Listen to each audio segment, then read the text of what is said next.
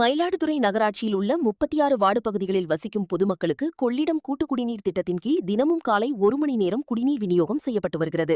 இதற்காக மணல்மேடு அடுத்த முடிகண்டநல்லூர் பகுதியில் கொள்ளிடம் ஆற்றில் ஆழ்துளை கிணறு அமைக்கப்பட்டு குழாய் மூலம் மயிலாடுதுறை புதிய பேருந்து நிலையம் அருகிலுள்ள மேல்நிலை நீர்த்தேக்க தொட்டிக்கு தண்ணீர் கொண்டுவரப்பட்டு அதன் பிறகு குடிநீர் விநியோகம் செய்யப்பட்டு வருகிறது.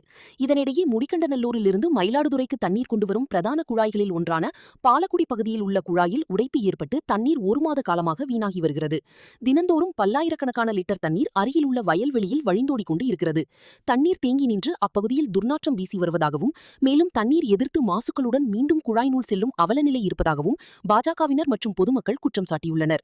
இதனை உடனடியாக சரி செய்யவில்லை என்றால் குடிநீருக்கு தட்டுப்பாடு ஏற்படும் எனவும் குழாய் உடைந்து தண்ணீர் வீணாவதை உடனடியாக நகராட்சி நிர்வாகம் மற்றும் குடிநீர் வடிகால் வாரியம் சரி செய்து நிரந்தர தீர்வு காண வேண்டும் என்று பாஜகவினர் கோரிக்கை விடுத்துள்ளனர். என் பேர் மோடி கண்ணன், முன்னாள் மாவட்ட துணைத் தலைவர், தூய்மை இந்தியா மயிலாடுதுறை ஒருங்கிணைப்பாளர். மயிலாடுதுறை மாவட்டம் பாலக்குடி கிராமம். கிட்டத்தட்ட 1 மாதமாக அந்த குடிநீர் போயிட்டு இருக்குது. இது அசுத்தமாக ஆகி மக்களுக்கெல்லாம் ரொம்ப இடைஞ்சலாக போயிட்டு இருக்கு. இன்னொன்று இதில் என்னன்னா, இன்றைக்கி தண்ணி வர்றது பார்க்குறீங்க, இதில் 2-3 ஆக்சிடென்ட்டு நடந்து போச்சு. இந்த தண்ணி ஓடுறதுல பெரிய ஒரு பள்ளம் வந்துடும். எப்போ வேணாலும் பெரிய ஒரு அசம்பாவிதம் நடக்கிறதுக்கு ரெடியாக இருக்குது. ஒரு சாதாரண ஒரு குடிநீர் பிரச்சனை ஏன் அரசு இதில் இவ்வளோ அலட்சியம் காட்டுறீங்க? மக்கள் உயிராக இருந்து உங்களுக்கு என்ன இது சாதாரண பிரச்சனையா? இதை உடனே சரி பண்ணணும். இல்லைன்னா விரைவில் சாலை மறியல் பண்ணிவிடுவோம்.